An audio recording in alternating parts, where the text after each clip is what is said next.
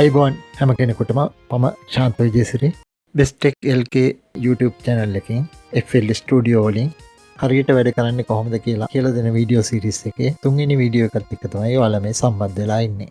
අද අපි මේ වීඩියෝ එකෙන් කතා කරමු ඩ්‍රම් බීට් එකක් කියන්නේ මොකක්ද? ඩ්‍රම් බීට් වර්ග මොනවාද? ඩ්‍රම් බීට් එකක් හදාගන්නේ කොහොමද? අපිට ඕන සින්දුවකට මේ වගේ දේවල් ගැන අපි අද මේ වීඩියෝ එකෙන් කතා කරමු. එහෙනම් දැන් අපි යමු පාඩමට.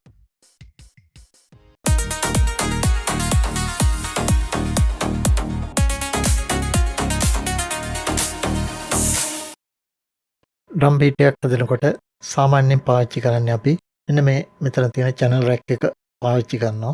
මෙතන ක්ලික් කරපුවාම අපිට මෙන්න මේ channel rack එක හම්බ වෙනවා. මේ channel rack එකටම තමයි pattern window එක කියලා කියන්නේ.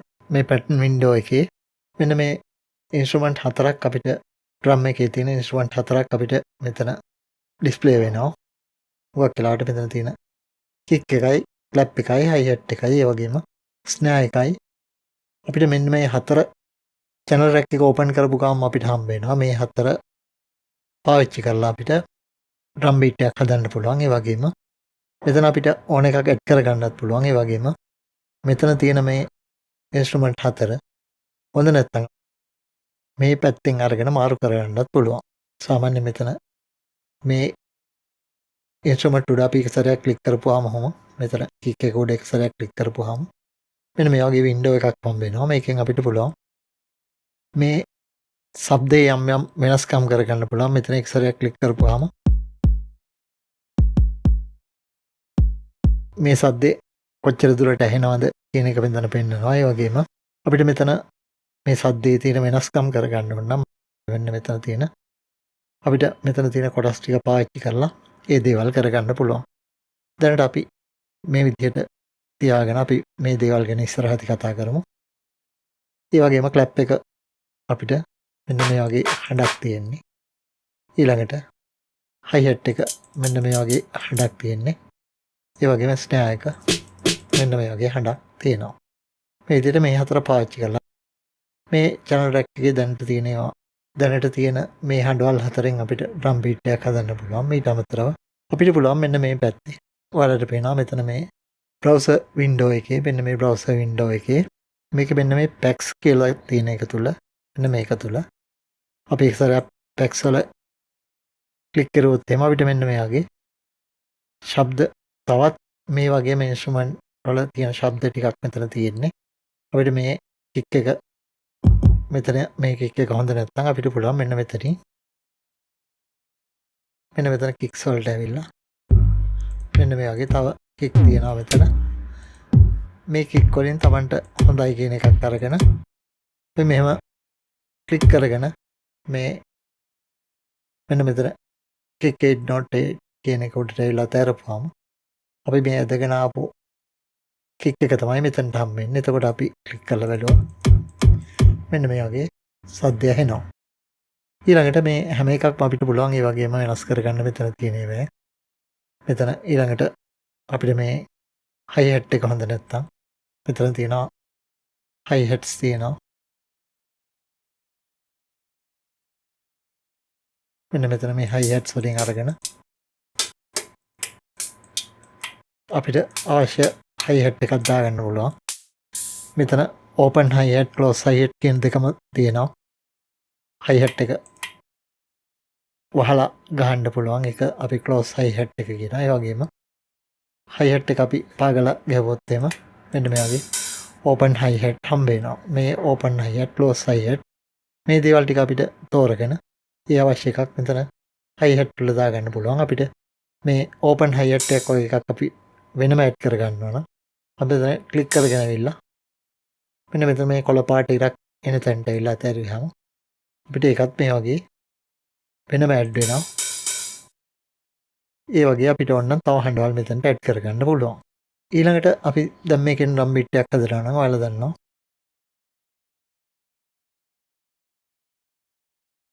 සාමාන්‍ය මෙන්න මේ විදිහට අපිට මෙතන මේ හම්බ වෙලා තියෙන මේ buttons වලින් අපිට මෙතන button 16ක් හම්බ වෙලා තියෙනවා. ඔයාලට පේනවා. මේක සාමාන්‍යයෙන් හම්බ වෙන්නේ 4/4 beat එකක් විදිහට තමයි අපිට හම්බ වෙන්නේ මෙතන මේ channel rack එක අපි open කරපු ගමන්. මොකද වැඩි සින්දු ප්‍රමාණයක් 4/4 බීට් එකේ තමයි තියෙන 50%කට වැඩිය ගීත ප්‍රමාණයක් තියෙන්නේ.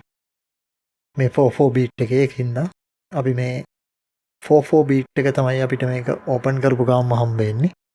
අපිට මේ තුල මේ බටන් උඩ ක්ලික් කරලා අපිට මේ බටන් ඇක්ටිව් කරගන්න පුළුවන්. දැන් අපි normal බීට් එකක් හදලා බලුවොත් මෙතන කික් එකේ මෙතන ක්ලික් කරලා ඊට පස්සේ අපි හයි හැට් එක දාගත්ත කෙලෙතුන් මේ දෙකට මෙහෙම දාලා මේක ප්ලේ කරුවොත් එහෙම මේක ප්ලේ කරනකොට අපි මේ channel rack එක වගේ මේ වගේ එකක් ප්ලේ කරනවා නම් අපි තනි කොටසක් ප්ලේ කරනවා නම් අපි මේ patterns වල තියාගන්න ඕනේ මේක.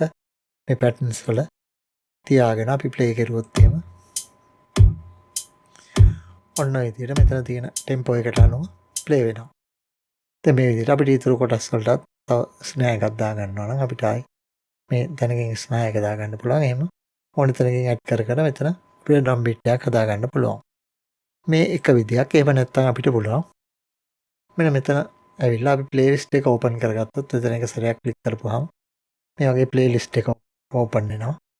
මේ ප්ලේලිස්ට් එක තුල අපි මේක පළවෙනි බාර් එක ටිකක් විශාල කරගමු. අපි මෙතනට ඇවිල්ලා මවුස් එක වීල් එක කරකවනකොට ඉහළට කරකවනකොට මේ වගේ විශාල කරගන්න පුළුවන්. අපි මේ පළවෙනි බාර් එකට ඇවිල්ලා මේකේ දැන් ඔයාලට පේනවා බීට් 4 වෙන් වෙලා තියෙනවා. පළවෙනි බීට් එක, දෙවෙනි එක, තුන්වෙනි එක, හතරවෙනි එක කියලා. හරි මේ බීට් එක තුලමත් අපි හිතමු ඔය දැන් අපි මෙතන මේ ගහපු බීට් එක වහදා ගන්න ඕනේ කියලා. එහෙම වුණාම අපිට පුළුවන් ඉස්සෙල්ලම අපිට අවශ්‍ය වෙන්නේ කික් එකක්. මෙන්න මෙතන.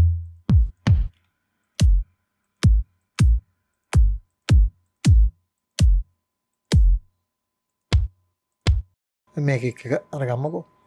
ඒක අපි ක්ලික් කරගෙන ඇවිල්ලා මෙන්න මෙතන ඩ්‍රැග් කරන්න පුළුවන්. ඊට පස්සේ දැන් මෙතන ඔයාලට පේනවා අපි 1යි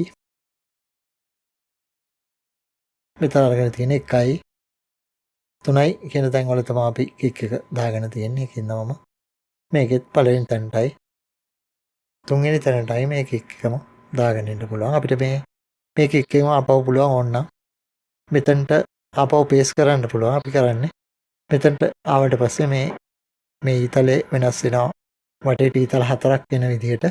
අන්න එහෙම ආවට පස්සේ අපිට පුළුවන් shift එක ඔබාගෙන මේක ක්ලික් කරගෙන දැන් ආවේ. shift එක ඔබාගෙන drag කරපුවාම අපිට අවශ්‍ය තැනකට මේක කොපියක් ගන්න පුළුවන්. මෙන්න මේ විදිහට.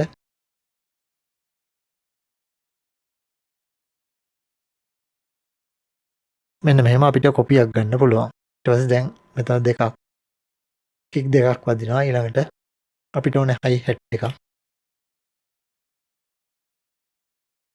ඔය මේක අකුලලා අපි ගමු හයි හැට් එකක්.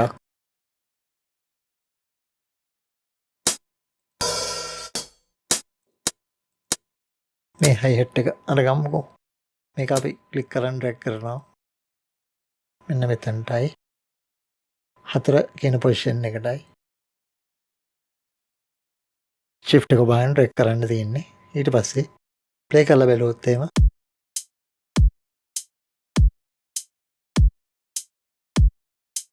ඔන්න විදිහට අපිට ඇහෙනවා.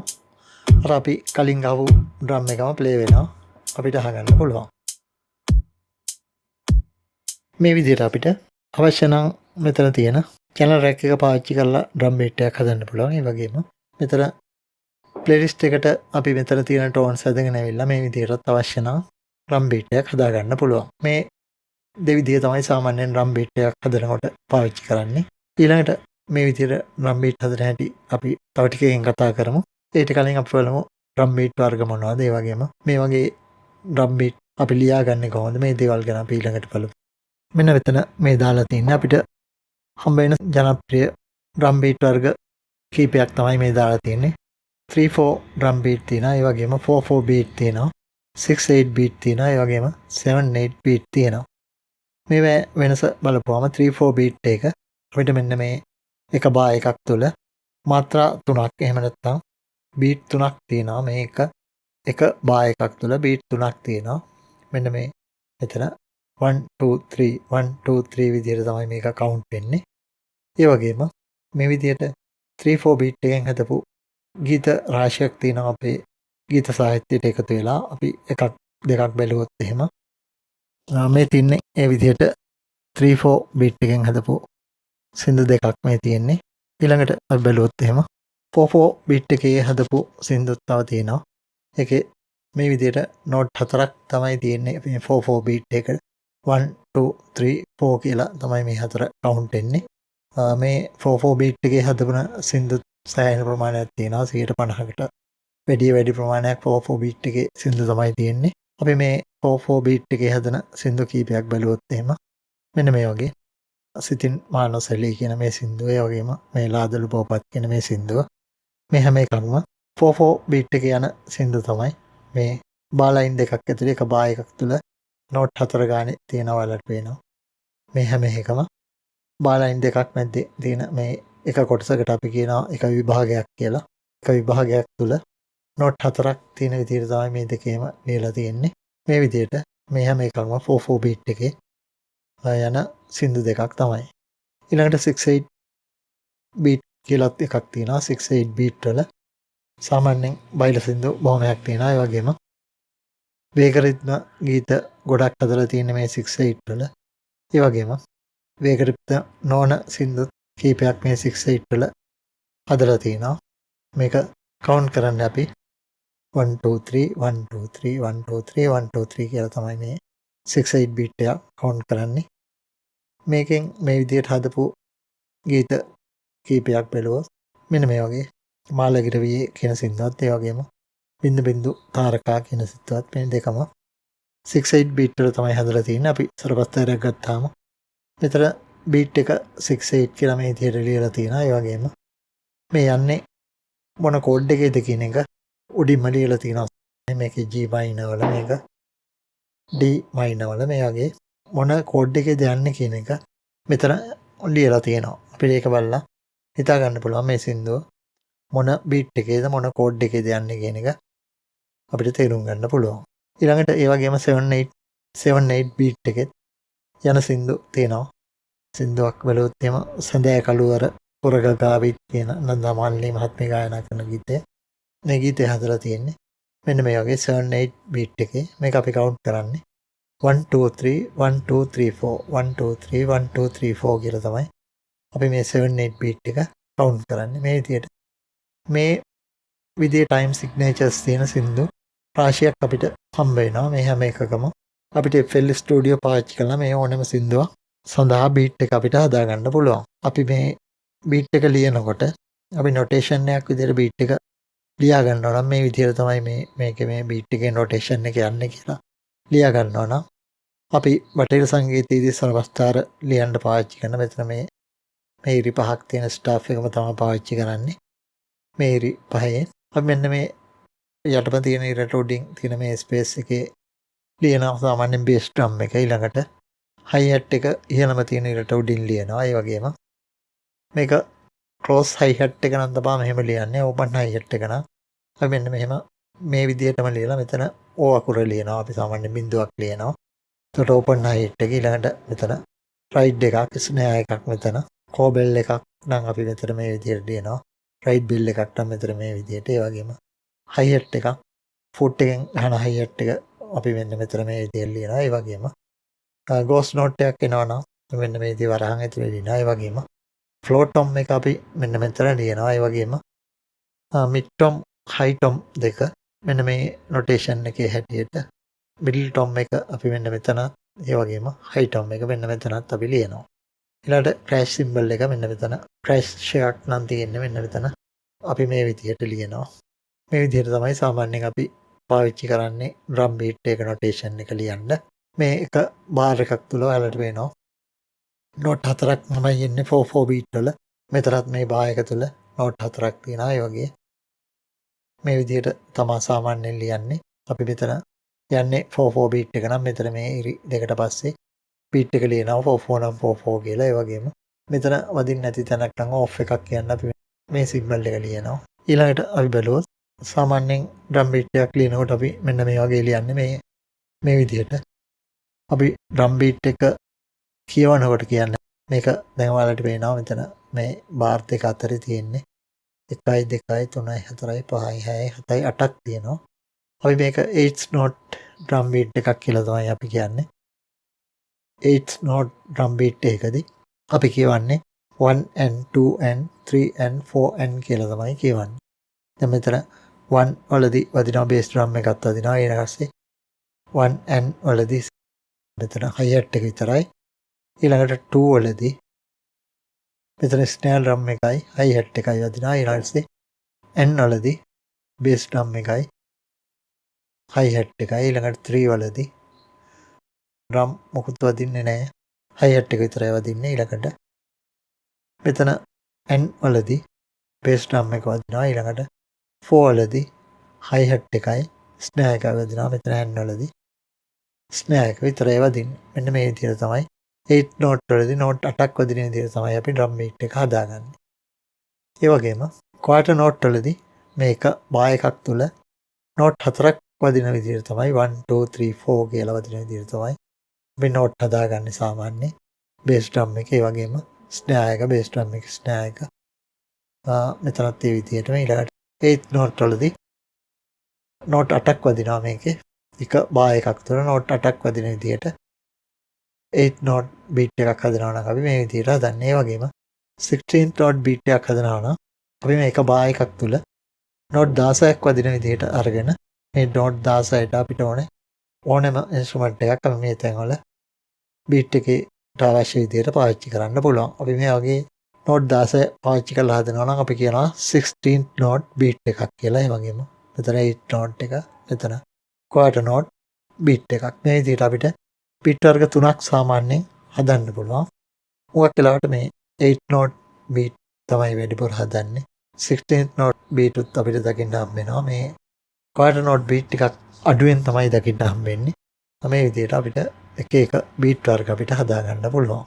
ඊළඟට මේ තියෙන්නේ මේ විදිහට ලියපු beat කීපයක් මේ දාලා තියෙන්නේ. අපි ඊළඟට බලමු beat වර්ග මොනවද කියලා.